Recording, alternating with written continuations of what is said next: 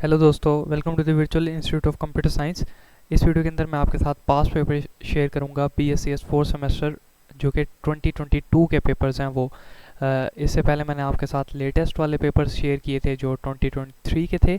ये उससे पहले वाले बैच के हैं 2022 के। तो मैं क्विकली इनका रिव्यू आपको दे देता हूँ क्योंकि ये आपको डाउनलोड फॉर्म में नहीं मिलेंगे। मैं कोई लिंक इनका प्रोवाइड नहीं कर रहा फ़िलहाल, तो ये वीडियो देख के आप इनको ओवरव्यू ले लेना। सबसे पहला पेपर है मेरे पास सॉफ्टवेयर इंजीनियरिंग का, जिसका पेपर कोड है CC212। यहाँ पे देखें, उसने 6 शॉर्ट क्वेश्चंस दे दिए हैं 5 मार्क्स के, जिसमें पहला आपने डिफरेंस बताना है प्रोसेस का और प्रोसेस मॉडल का, और एग्जांपल लेके इनका डिफरेंस आपने बताना है। ठीक है। इसके बाद है एंटिटी एंड एक्सटर्नल एंटिटी, इसके बारे में आपने बताना है रेलिवेंट एग्जांपल लेके। फिर आपने प्रोजेक्ट को डिफाइन करना है और इसकी करेक्टरिस्टिक्स बतानी है। इसके बाद है define requirement engineering, name it's phases. आपने रिक्वायरमेंट इंजीनियरिंग को डिफाइन भी करना है और उसके फेजेस के नाम भी बताने हैं। ठीक है। इसके बाद है डिफाइन यूज़ केस। आपने यूज़ केस को डिफाइन करना है और एग्जांपल लेके उसको बताना है। अब इस पेपर को अगर अगले पेपर से कंपेयर करें तो यहाँ पे कुछ भी सेम नहीं आया था। यहाँ पे अलग पेपर है, वहाँ पे अलग पेपर था, तो ऐसे नहीं रहना कि जो पास पेपर में है वही आएगा। हाँ, इन दोनों को आप तैयार कर लो, अच्छे से याद कर लो। कोई ऐसी चीज़ आ जाती है जैसे वो प्रोजेक्ट के बारे में अगर आपसे पूछ लेता है तो आपको वहाँ पे आसानी होगी क्योंकि आप उसको याद करके जा चुके होगे पहले।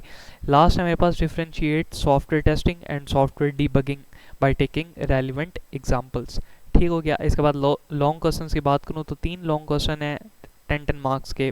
पहला है प्रोटोटाइपिंग मॉडल का, जिसको आपने एक्सप्लेन करना है रेलिवेंट एग्जांपल लेके। फिर आपने उसके एडवांटेजेस और डिसएडवांटेजेस भी बताने हैं प्रोटोटाइपिंग मॉडल के। ठीक है। इसके बाद है why data flow diagram is made for functional modelling, explain its elements in detail. Data flow diagram को पहले आपने डिफाइन करना है, फिर उसके जो मॉडल्स हैं फंक्शनल मॉडल्स वो क्यों बने हैं उसके बारे में बताना है। फिर इसके एलिमेंट्स जो हैं उनको डिटेल में बताना है। इसके बाद लास्ट है डोमेन मॉडल से question is made an object oriented analysis, explain its elements in detail. तो तकरीबन ये 2 क्वेश्चन जो हैं ये मॉडल के हैं, एक डाटा फ्लो डायग्राम के। तो 3 लॉन्ग क्वेश्चन और ऊपर 6 शॉर्ट क्वेश्चन हैं।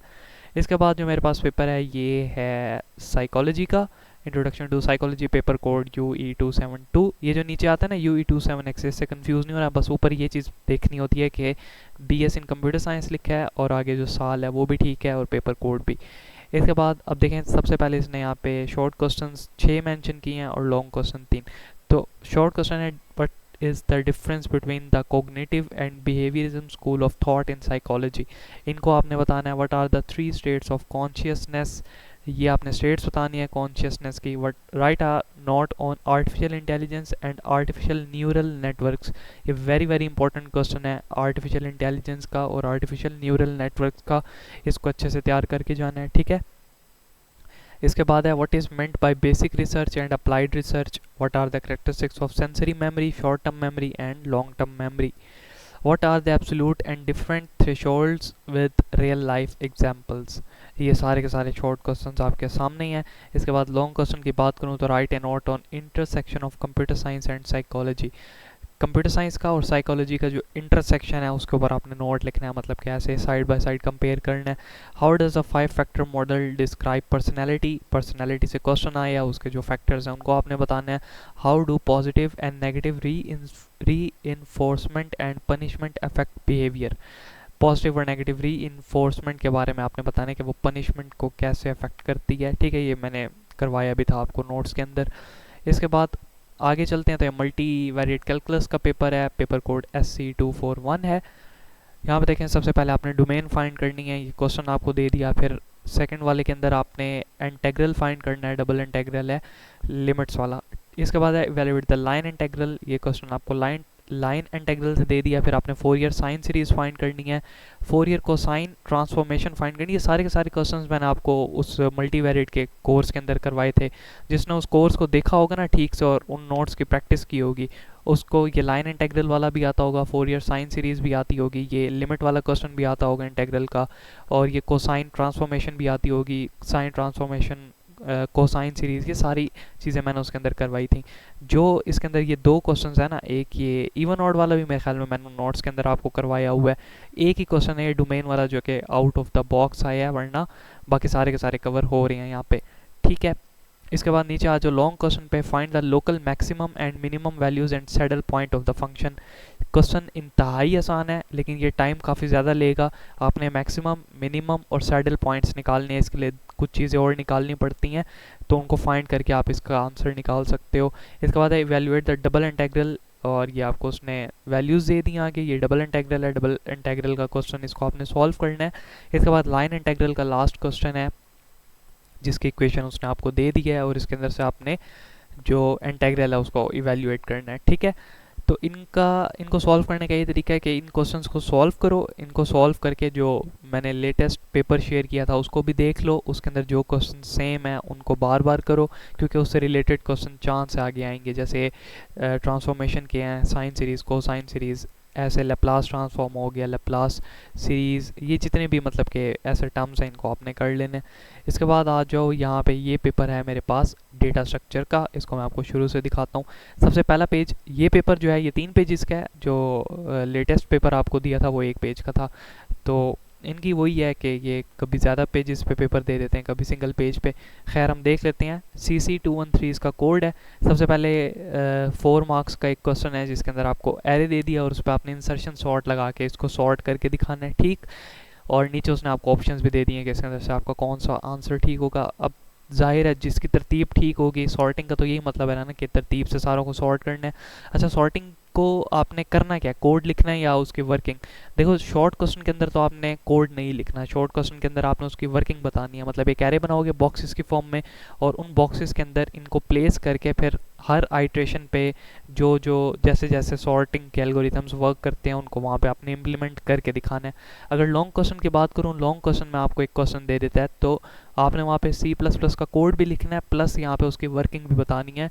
तो ये याद रखना, वर्किंग भी बतानी है, कोड भी बताना है। शॉर्ट क्वेश्चन में सिर्फ इसकी इम्प्लीमेंटेशन बता दो, और एल्गोरिथम लिखना चाहते हो तो उस बड़े कोड का जो आपने याद किया होगा, तैयार किया होगा, उसका एल्गोरिथम लिख दो तो भी ठीक है। सही। इसके बाद नीचे आ जाते हैं क्वेश्चन नंबर 2 पे। एल्गोरिथमिक कम्प्लेक्सिटी ये आपने फाइंड करनी है। उसने आपको प्रॉब्लम दे दिया है, इसमें वर्स्ट केस है और थीटा ये आपने बताना है। अब क्या है, print all values appearing at least twice in a sorted stack of size and duplicate a queue of n elements, print all diagonal values of a given n by n matrix। अब इसमें करना क्या है, right its worst case theta complexity, ये चीज़ आपने उसको बतानी है। कोड उसने आपको एल्गोरिथम दे दिया छोटा सा। ठीक है, इसके बाद आगे चलता हूँ। क्वेश्चन नंबर 3 है। वैसे ये पेपर जो था 2023 का, ये 2022 का ये वाला मुश्किल है। 23 का जो पेपर है ये आसान है। तो 23 का भी पेपर, 22 का भी, इन दोनों को अच्छे से कर लीजिएगा। पास पेपर्स मैं इसलिए कहता होता हूँ कि इनको तैयार कर लो, क्योंकि कोई ना कोई क्वेश्चन ऐसा होता है जो आ सकता है, मैच हो सकता है, रिपीट हो सकता है। तो पास पेपर्स को आपने लाजमी करना है। इसके बाद ये उसने आपको इंसर्शन सॉर्ट का बोला है। The following is a recursive version of insertion sort, write down the reference relation that describe the number of write access to the array made in the worst case. आपने यहाँ पे reference relation बताना है इस recursive insertion sort का, और ये code उसने आपको यहाँ पे दे दिया है। ठीक है, ये इसका पहला पेज था। सेकंड पेज पे चलता हूँ। ये चीज़ वेरी वेरी वेरी इंपॉर्टेंट है, इसको तो हर हाल में तैयार करके जाना। आपको ऐसे ग्राफ दे देगा और ग्राफ के अंदर बोलेगा कि आपने मिनिमम स्पैन ट्री फाइंड करना है। Use Prim's algorithm starting at node A. वो कह रहा है नोड ए से आपने स्टार्ट लेना है, मतलब ये आपको मेंशन कर देगा जो से भी नोड से आपने इसको लेना होगा स्टार्ट। नोड ए से स्टार्ट करना है और MST बनाना है। MST कहते हैं मिनिमम स्पैन ट्री को, जो ग्राफ उसने आपको दिया होगा। मिनिमम स्पैन ट्री वो ट्री होता है जिसके अंदर आप हर एज से गुजर के जाओ और आपको मिनिमम कॉस्ट लगानी पड़े। इसके अंदर 2-3 एल्गोरिथम्स हैं। एक ये प्रिम्स एल्गोरिथम है, डाइजेक्स्ट्रा एल्गोरिथम है, क्रुस्कल एल्गोरिथम है। प्रिम्स और क्रुस्कल की पर तो मैंने वीडियो बना दी है ऑलरेडी, लिंक मैं डिस्क्रिप्शन में मेंशन कर दूंगा, उसको देख लेना। डाइजेक्स्ट्रा भी यूज़ कर सकते हो, ये आपकी अपनी चॉइस है। आगे चलते हैं। ये एक उसने आपको दे दिया है, right down the adjacency matrix of the following undirected graph. ये ग्राफ है अनडायरेक्टेड, इसका आपने मैट्रिक्स बनाना है।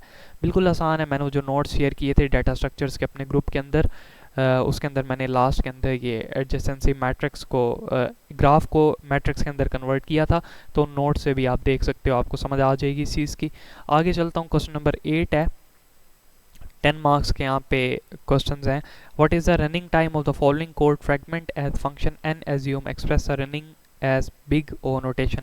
ये कोड है, इसको आपने बिग ओ नोटेशन में और इसका रनिंग टाइम जो है वो बताना है बिग ओ नोटेशन के अंदर। ठीक है, इसको आपने एक्सप्रेस करना है बिग ओ नोटेशन में और इसका रनिंग टाइम भी बताना है। इसी तरीके से ये नीचे वाला है, इसको आपने देख लेना है, ये आपके पास कंप्लीट हो गई हैं। इसके अंदर एक पेज ये वाला रहता है, सेकंड वाला जो इससे पहले वाला पेज था ये थर्ड वाला पेज है, जो ये वाला था ये फर्स्ट है।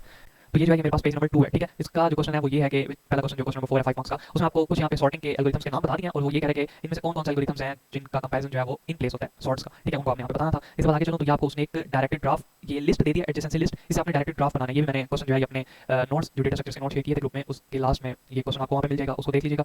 ठीक है, और साथ ही आपको graph picture of the answer को पढ़ लीजिएगा। आगे चलो तो ये आपको दे दिया, इसके अंदर क्या करना है, given in the graph below use algorithm from above to compute whether there is a path from node A to node E that has cost of at most 4।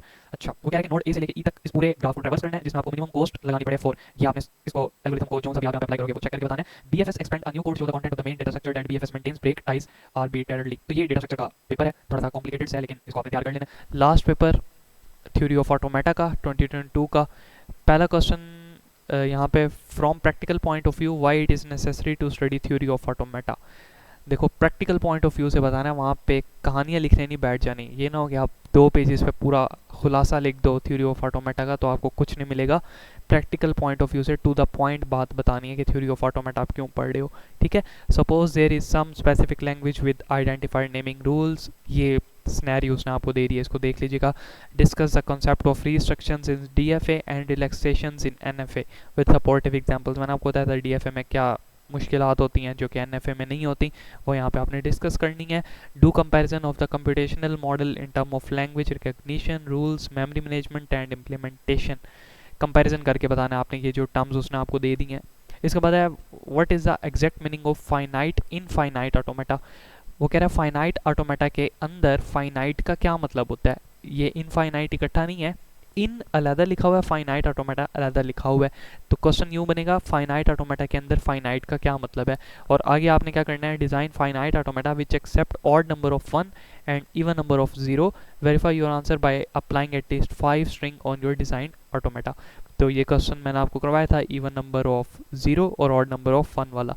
इसके बाद what is CNF support with an example. कोई भी छोटी सी example ले लेना और उसको Chomsky normal form से बना के दिखा देना और शुरू में उसको डिफाइन भी करना है। ठीक है, इसके बाद ट्यूरिंग मशीन का ये पहला क्वेश्चन है और इस ट्यूरिंग मशीन में ये करना है कि इसने आपको ये पूरा का पूरा बॉक्स बना के दे दिया जिसके अंदर इनपुट स्ट्रिंग है 0 1 2 3 4 5 6 हैश हैश हैश।